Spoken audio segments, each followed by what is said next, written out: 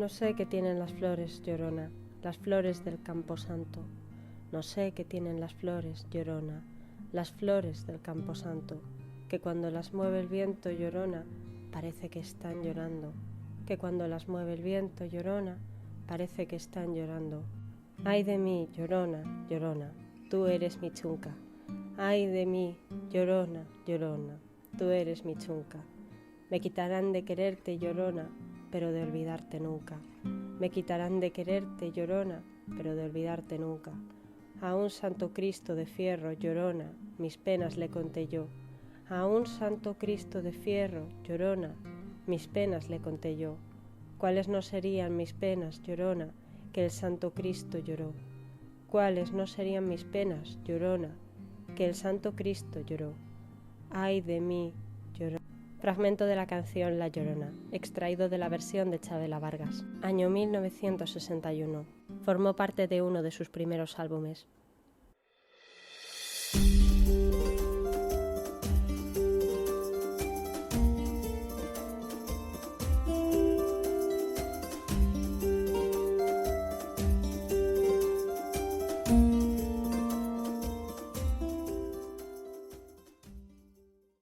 Lo cierto es que el mito de La Llorona forma parte del folclore americano, concretamente de países como México, Guatemala o incluso me he encontrado versiones en Venezuela, en Colombia, en El Salvador o en la mismísima Argentina. En el caso de España, es cierto que la historia de La Llorona propiamente dicha la conocemos en parte gracias a la versión que grabó Chavela Vargas, pero también, a nuestra manera, tenemos personajes místicos y espectros que se parecen un poquito, al menos en la esencia, a la historia de La Llorona o las historias de La Llorona. Pero si os parece, vamos a ir por partes. En esencia, en este programa me quiero ceñir un poco a lo que serían los mitos más famosos, más típicos o los que más se conocen a nivel popular general, aunque comprendo que quizás algunos de los que estáis al otro lado podáis indicarme otras versiones que no aparezcan o no se mencionen en este programa. Os aseguro que estaré encantada de escucharlas. Pero mirad, a lo que vamos. La historia siempre va sobre lo mismo. Una mujer, unos dicen que viva o muerta, en esencia es un alma en pena, que va vagando por las calles, por los bosques o por las praderas. Es una historia que se ha ido transmitiendo con frecuencia de forma oral, es decir, de boca a boca, como si fueran susurros o contando historias populares, pero que siempre tratarían sobre una mujer que busca, y en su búsqueda persigue la imagen de sus hijos. ¿El motivo? Pues que parece ser los niños habrían muerto. Según la historia más conocida, habrían muerto a manos de su propia madre, quien, en un arrebato de locura, los habría ahogado, y luego, o bien al recobrar la cordura, o bien después de muerta, ella habría comenzado a llorar y a llorar de una forma que podía helar la sangre, hasta el punto de que el personaje fue bautizado con ese apodo, La Llorona. Por tanto, hablamos de un ser que, consumido por el arrepentimiento y bajo una horrible maldición, recorre los lugares, pero con frecuencia entornos acuáticos, ríos, estanques, lagunas, aunque también, como os decía, los pueblos, las ciudades, las praderas, en una búsqueda que jamás cesaría, porque esta mujer estaba condenada a no poder reunirse con sus hijos, pasara lo que pasara. Aunque, como os decía, existen muchas versiones regionales y cada una tiene su propia particularidad, el núcleo del relato siempre es el mismo. Tiene un toque mágico, un toque sobrenatural y un toque, un poquito podríamos decir que regional, costumbrista, moral. Siempre tiene ese elemento, porque en realidad la Llorona es una madre trágica, una madre mala, una madre negligente, una madre asesina, una madre arrepentida. ¿Qué es la Llorona? Pues bien, sobre esto es sobre lo que vamos a hablar. Voy a intentar transmitir, en la medida de lo que pueda, la esencia y las historias que hay sobre esta leyenda, porque como ya os vais imaginando, esto no tiene una narrativa lineal como pueden tenerlo los mitos griegos o algunos mitos egipcios. Más bien es la muestra desordenada, a veces caótica, pero en general bastante coherente, de lo que representa un mito que se transmite de boca en boca. Aunque antes de ponerme a analizar particularidades que se hace en un país, que se dice en otro o que en apariencia se diría en cada lugar, me gustaría analizar cuál es la imagen. Hemos entendido, básicamente, la esencia del mito. Ahora, ¿qué forma tiene ese mito? ¿Cuál es la imagen de La Llorona? Pues bien, La Llorona sería en esencia lo que en España llamamos una dama de blanco. En el siglo XVI, Fray Bernardino de Sahagún, un monje franciscano que habría emigrado hasta la Nueva España, la zona del actual México, procedente desde las tierras de León, la describiría como una mujer que vestía atavios propios de palacio y un peinado que podía simular una especie de cuerno sobre la cabeza. Parece ser que, al menos en lo que se refiere al mundo hispanoparlante, esta es una de las referencias más antiguas que existen, y contrasta, en cierta manera, con la dama de blanco, porque una dama de blanco se parece más a lo que las películas, las series o los libros y la música más actual nos han transmitido sobre la Llorona, es decir, una mujer que lleva un vestido blanco vaporoso, a veces un camisón o algún tipo de enagua antigua, que eso coincide más con lo que diría Fray Bernardino. Pero la peculiaridad es que siempre tiene un aire vaporoso, al igual que su cabellera, de una manera que parece que esta mujer nunca está con los pies en el suelo, sino que siempre se eleva ligeramente por encima, como un fantasma, a grandes rasgos. Pero su cabellera puede moverse, puede no moverse, pero con frecuencia se la describe como negra, muy oscura y lacia, y ella, la Llorona, tendría la manía de ir peinándosela poco a poco, a medida que sus paseos nocturnos se van alargando, tal vez como un acto reflejo o como un movimiento nervioso para calmarse. Uno de esos gestos que, en el fondo, aunque lo neguemos, todos tenemos cuando nos ponemos nerviosos o cuando sentimos mucha culpabilidad. Al mismo tiempo que su ropa tiene ese aspecto fantasmal y que su cabellera tiene el toque de más peinado, más despeinado, pero la sensación de que algo no cuadra. No nos tenemos que imaginar tampoco, que eso pasa mucho en esta parte del mundo, a la niña del pozo, que tiene todo el pelo por delante, así despeinado. Creo que esta es una imagen un poco más etérea, un poco más elegante. Y cuando digo elegante, también me refiero a lo que cubre su cabeza, puesto que su cabello se puede ver a través de un velo, un ligero velo. Aquí me atrevería a proponeros, para que me deis vuestra opinión, si podría ser algún tipo de mantilla, tal vez, por el toque quizás un pelín más religioso, que le cubriría el rostro, en especial el rostro, porque con él se cubre esa imagen, esa expresión de angustia infinita, o si nos queremos ir hacia versiones más aterradoras y más cinematográficas de la historia, un rostro pálido, como el de una calavera con las cuencas vacías, pero a veces con lágrimas brotando, lágrimas que pueden ser de agua y que dejan surcos en la piel o que podrían ser negras incluso. Es una imagen, una visión que está entre lo humano y entre lo monstruoso. Lo humano porque a fin de cuentas todos podemos identificarnos de una forma o de otra con el dolor de una persona o con el dolor que estaría sintiendo esa mujer. Un dolor de madre. No estoy queriendo decir que los hombres no puedan ser padres y no puedan sentir este tipo de dolor, ni mucho menos. Solo me refiero a que, centrándonos en lo que sería la leyenda más famosa, al núcleo de la historia en sí, el dolor de una mujer que ha arrebatado la vida a sus hijos parece algo casi antinatura, amoral, algo que se salta a todos los límites, porque a fin de cuentas los hijos salen del vientre materno y sería como decir que ella se ha arrancado un trozo de sí misma. Con ese dolor, tal vez muchos podamos empatizar. El dolor de perder a un hijo, dicen que es lo peor que puede haber, pero es que si además se lo has quitado tú, o sea, le has quitado tú la vida, eso ya suma un plus, un extra de atrocidad, de horror. Esa es la parte monstruosa. Ella es humana porque ha perdido a alguien que quería, pero es monstruosa porque ella es quien ha arrebatado esa vida. Y eso la maldice, la culpa. No es un duelo normal. Eso la reconcome por dentro. De ahí muchas veces vienen las expresiones, o por lo menos vendrían así en Europa, de que una persona está maldita.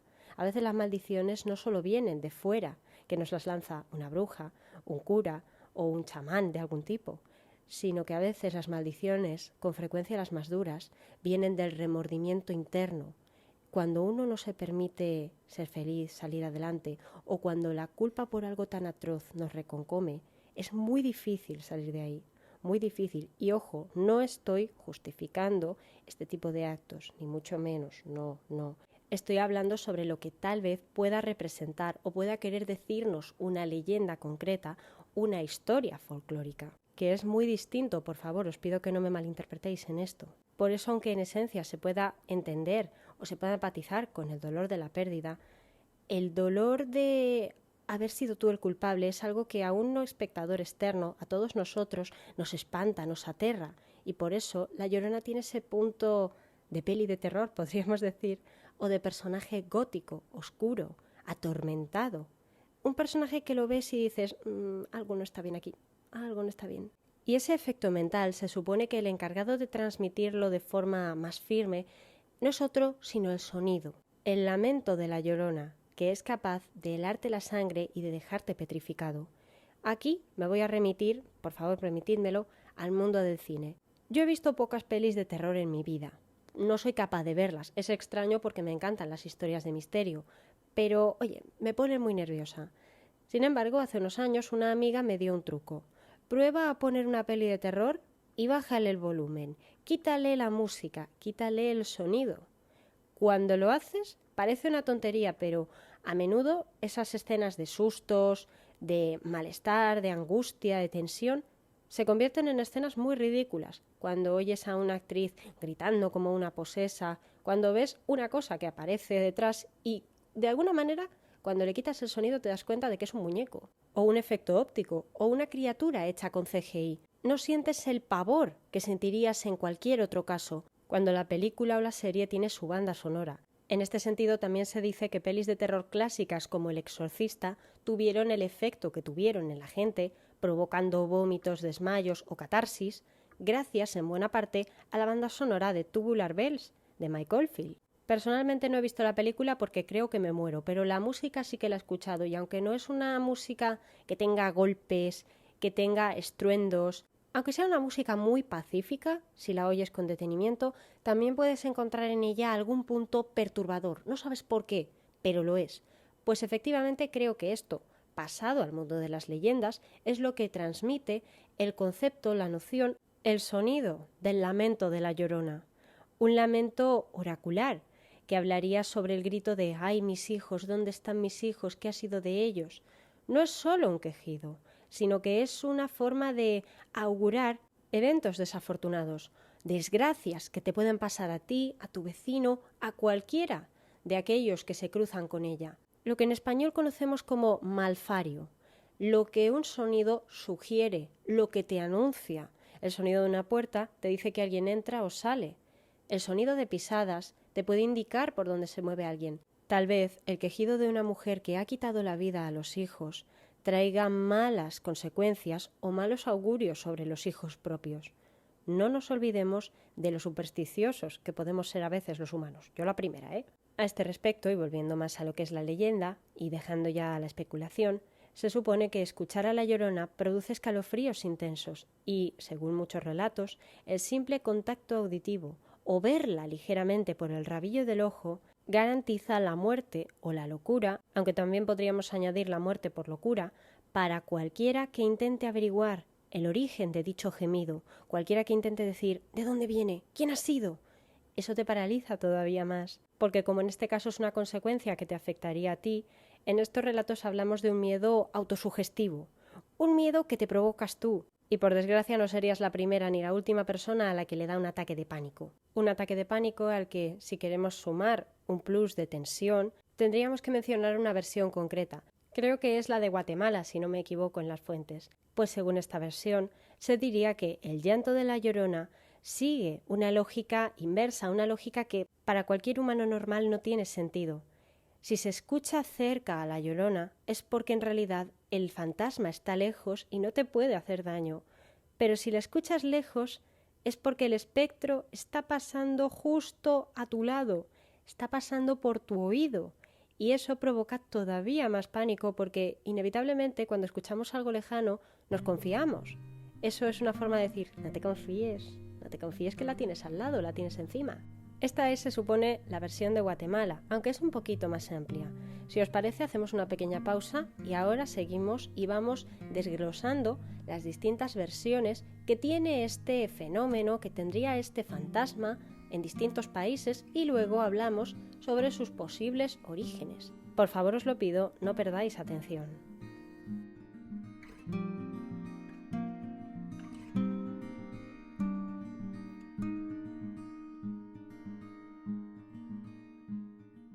Siguiendo con la versión guatemalteca, os he mencionado que algunos cuentan que la Llorona tiene cara de caballo, en vez de ser una cabeza cadavérica, pero de mujer, pero humana, se supone que podría tener forma animal.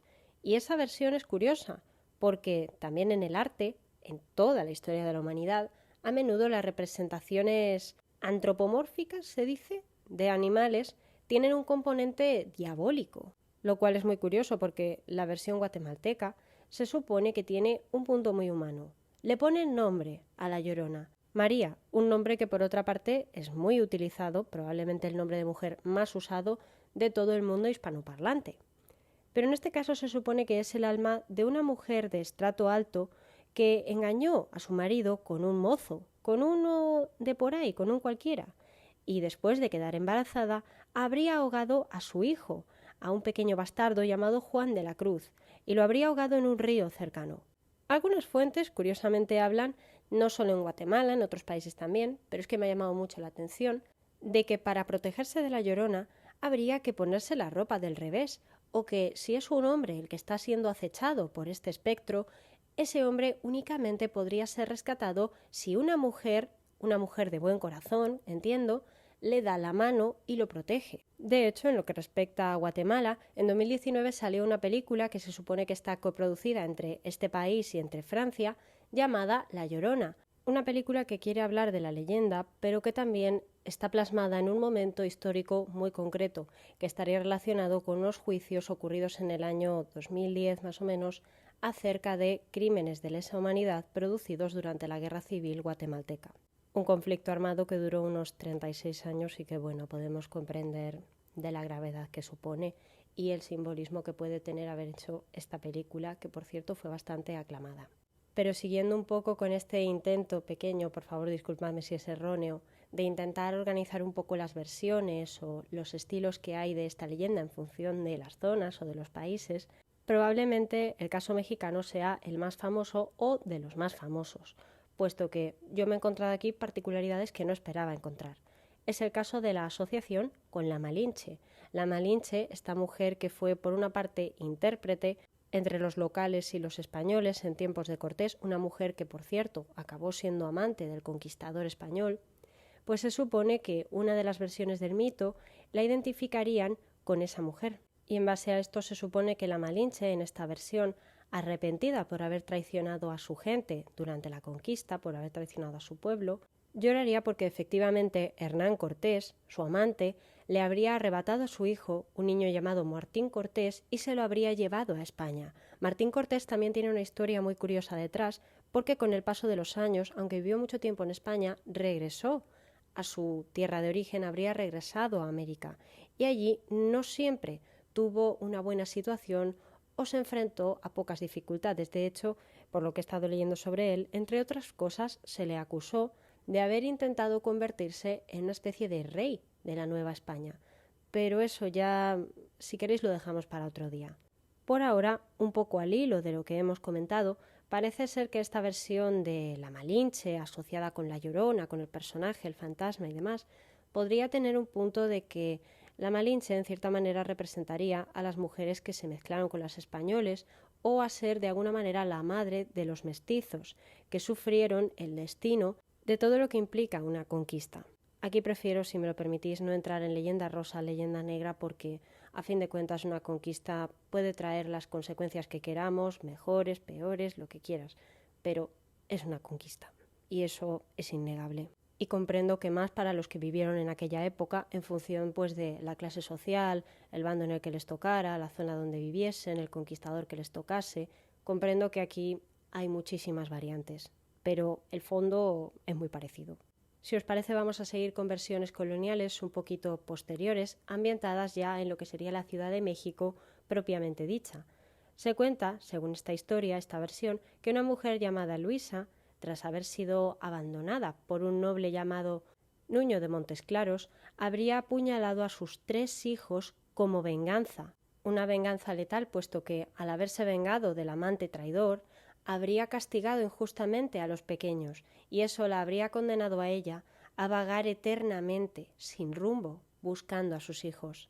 Se supone que esta versión es la que se habría llevado al cine en 1960 y la que habría situado también cierta lectura colonial, donde Luisa habría sido una mujer indígena o mestiza, mientras que don Nuño habría sido un hombre de alta clase, un hombre que habría abusado de su poder para burlarse de esta mujer y ella habría actuado en venganza, cometiendo, creo que, sin duda, uno de los crímenes más penados por toda la humanidad. Siguiendo un poco con otras zonas de países también de Centroamérica, se hablaría de que una indígena se enamoró de un hombre blanco. Esta versión se parece mucho a la historia de los años 60 y, en contra de los deseos de su madre, se habría acercado a él. De nuevo tendríamos la conclusión de que el hombre la habría abandonado y que ella habría ahogado a su hijo en un lugar que puede ser un río, un lago. Hay lugares más emblemáticos como el lago de Nicaragua, en el caso de este país, por ejemplo, y luego hay otras variantes donde se supone que en un intento desesperado por recuperar la cordura y por arrepentirse de lo que estaba a punto de hacer, se supone que la Llorona se habría lanzado a salvar a su hijo. Aquí las versiones difieren sobre si ella habría muerto ahogada en ese intento de salvarlo o si, que el niño simplemente hubiese fallecido y su madre se hubiera quedado totalmente apenada y arrepentida, condenada a un sufrimiento autoimpuesto. Un sufrimiento que, según otras versiones, se supone que habría llevado a esta mujer a ir todas las noches, como buena alma en pena, al estilo americano, pero también al estilo europeo, a acercarse a la zona de los cementerios o hacia la iglesia local para desaparecer, para redimirse, para buscar donde suelen estar los muertos. Hay muchas versiones sobre el tema, aunque luego también están las versiones que asocian la visión de la Llorona no solo con una figura histórica, sino también con figuras míticas. Aquí podemos hablar, por ejemplo, del caso de Tule Vieja. Se supone que es un personaje legendario de las zonas de Costa Rica o de Panamá. Y se sale un poco de lo que podríamos llamar el canon más genérico o más aceptado de la Llorona, al representarse como un fantasma femenino, sí, pero cuyo nombre procedería de dos elementos concretos. Por una parte, el tule, se supone que es un tipo de sombrero o de tocado que se pondrían en la cabeza y que, yo lo que he visto en fotos parece como una especie de velo, aunque sea una especie de sombrero. Y por otra parte, de vieja, porque se supone que es una vieja horrible, en algunas versiones que tiene patas de ave y que aquí actuaría como una suerte de hombre del saco que busca niños para devorarlos. Un elemento que por otra parte también me recuerda bastante a la Baba Yaga de los rusos aquí en Europa. Al final parece que los humanos o bien tenemos poca imaginación o nos vamos contagiando unos a otros los miedos más antiguos. A fin de cuentas se supone que la madre tiene que proteger a los hijos. Que una madre mate a sus hijos sería visto o podría verse como el miedo más original porque los niños están totalmente indefensos y se supone que la madre es la figura de cuidado, o eso es lo que se supondría. Por lo que también aquí entraría otro concepto, el de la madre desobligada, y eso nos lleva a la siguiente leyenda. Se supone que también procede de la zona de Costa Rica y de Panamá, más bien de Panamá, que sería la historia de la tepesa. Se supone que la tepesa era una mujer, o bien una mujer indígena muy hermosa, o bien una muchacha mestiza, más o menos de un periodo posterior, también muy hermosa, de cuerpo bello, de rostro angelical, todas esas descripciones que solemos leer y que de hecho yo he estado leyendo, que de nuevo enamorada se habría entregado a un hombre que no la correspondía, que la habría abandonado y que la habría dejado embarazada de un niño que habría tenido, pero en este caso no decide matarlo por venganza, sino que simplemente es una mujer desobligada, que vale, lo tiene, pero que lo ignora un poco, que quiere vivir la vida, ella es joven, es hermosa y quiere aprovecharlo. Por lo que se supone que en una aldea cercana, en una zona donde ellos vivían, se habría celebrado un baile, y esta mujer habría dejado al bebé en su casa y se habría marchado a disfrutar un rato, con la mala suerte de que una chispa, una llama, una vela mal puesta, un hogar mal apagado, cualquiera de estos elementos podrían haber saltado y provocar un incendio que habría devorado a la casa y al bebé, sí, al pobre bebé, hasta convertirlos en cenizas, de forma que cuando la mujer habría vuelto a casa se habría enterado habría visto lo que acababa de pasar y totalmente arrepentida habría pensado en acudir al cura o acudir a la familia, pensando que le perdonarían. Pero nada más lejos de la realidad. Las versiones señalan que cuando ella se acerca al cura o se acerca a esta figura de autoridad, dependiendo de la versión, y le pide perdón por lo que acaba de pasar, el hombre se levanta y le dice: te pesa y te pesará. y de ahí vendría el nombre de la Tepesa, porque en ese momento la hermosa mujer se habría convertido en un ser grotesco, en un ser espantoso, ya ni su belleza, en la voz, en los ojos, en el cabello, en el cuerpo, nada. Un monstruo que en algunas versiones se describe como que por su mala cabeza tenía agujeros en la cabeza. Y de nuevo, al igual que el resto de leyendas de La Llorona, la obligarían a permanecer en pena para toda la eternidad en busca de un hijo muerto al que nunca recuperaría porque nunca irían al mismo sitio. Es curioso, porque aquí también puede entenderse, o podría entenderse, comprendo, que una mujer que ha cometido semejante atrocidad o que habría dejado que eso ocurriese, también, en un sentido más figurado, más metafórico, podría pasar a verse por parte de la comunidad como un monstruo, no porque realmente se convierta, sino porque la vean así. De repente ya no es humana, ya es un bicho, un ser del Averno, podríamos decir.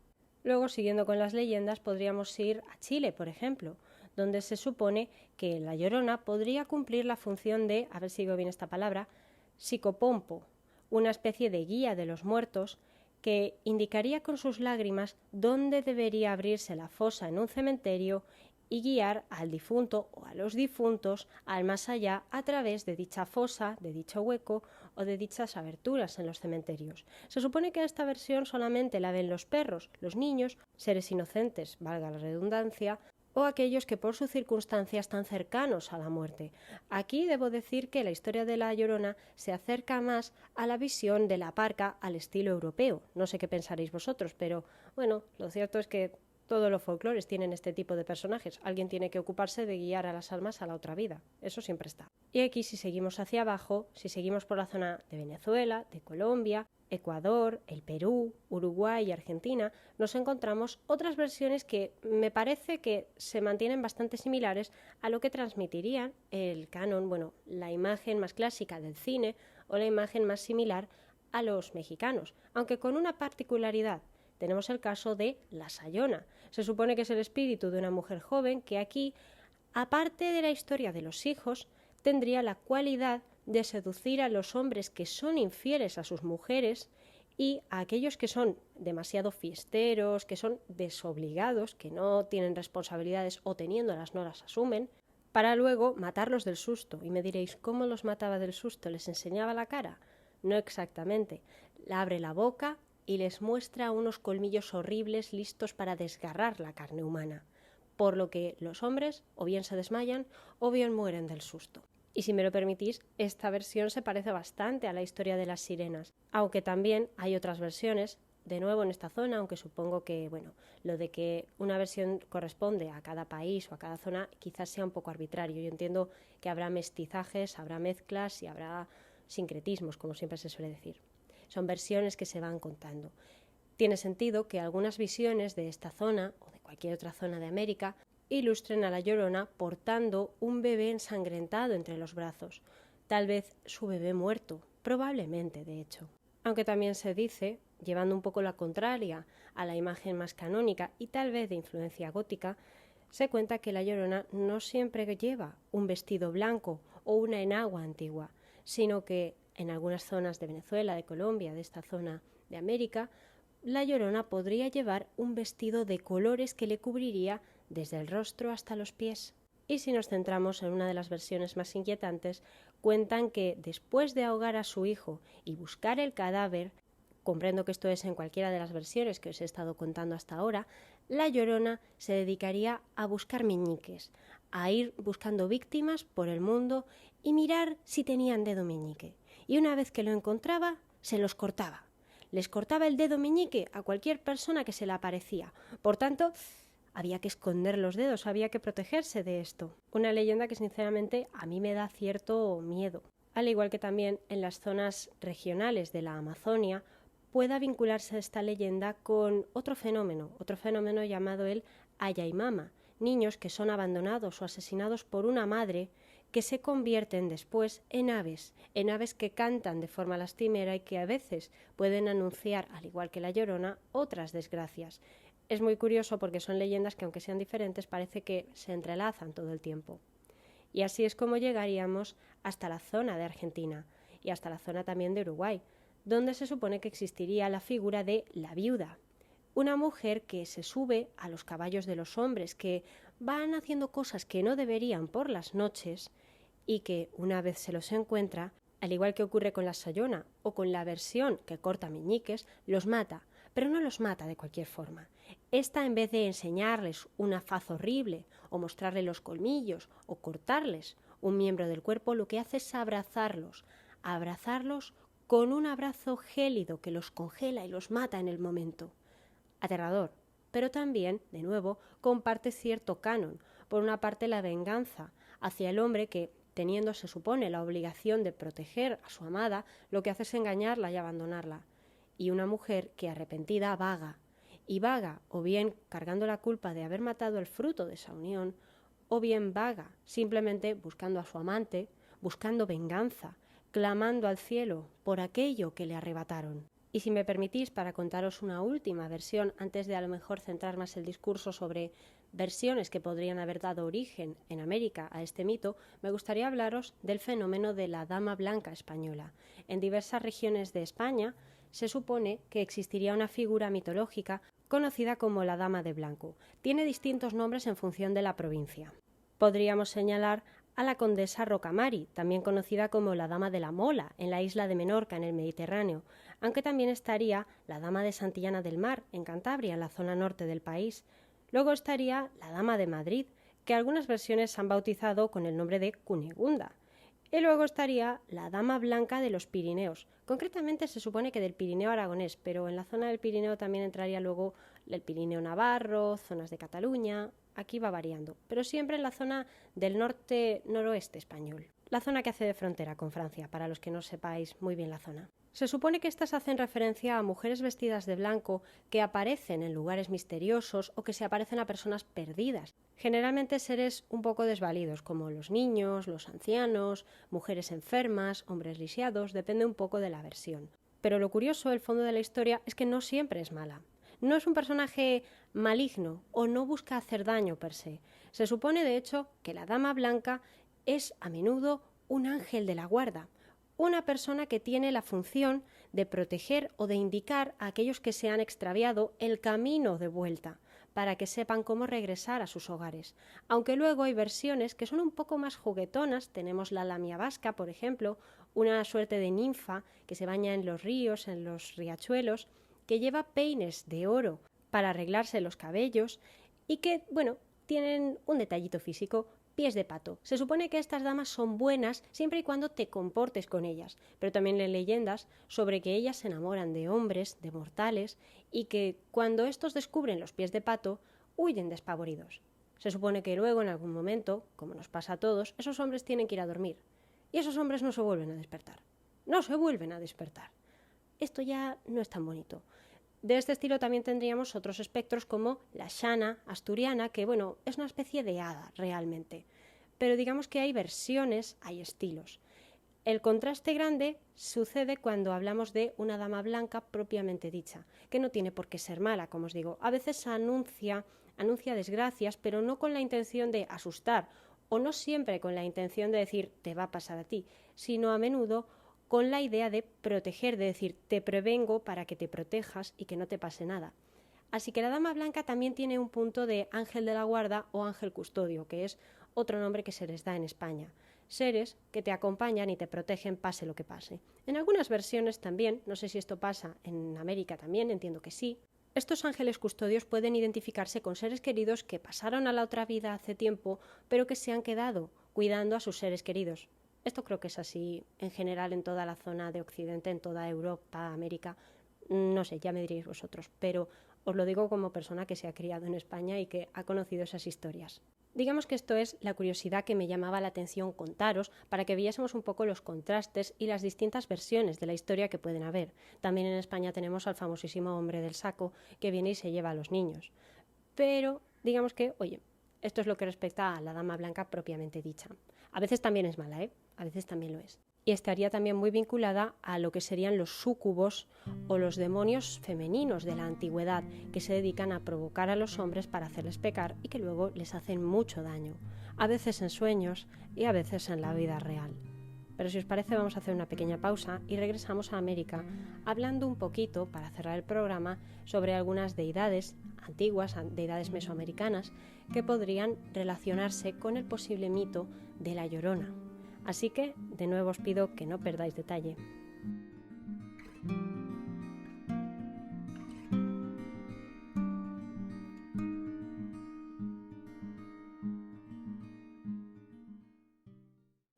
Xihuacoatl, Ahuicánime, Xonaxiquecoya, Tempecutli y Extabay. Espero haberlos pronunciado bien, He estado intentando estudiar cómo se pronuncian estos nombres porque no quiero meter la pata ni que os enfadéis conmigo, por favor. Se supone que todas estas deidades, o tal vez una mezcla de todas ellas, podría contener los orígenes de la leyenda de La Llorona. Todas son deidades femeninas y todas tienen la particularidad de que de alguna manera están relacionadas con la feminidad, con la maternidad y con el llanto. Un llanto muy cercano de zonas acuáticas, pero ahora, si os parece, vamos a ver un poquito las particularidades de cada una. Primero, Xihuacoatl. Se supone que es la deidad que más se ha vinculado con la leyenda.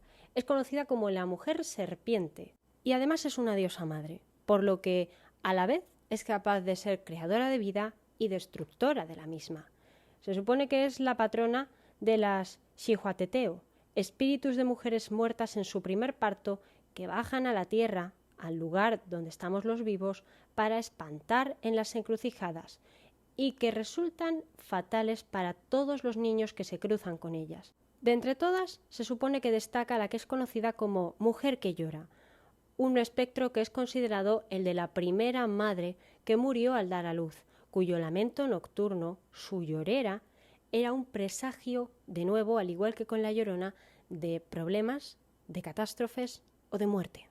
Creo que en lo que respecta a la base del mito es muy parecido, aunque en este caso, no se dice explícitamente que mate a sus hijos, pero se dice que es una diosa capaz de ser destructora, por lo que se parece, tiene cierta relación.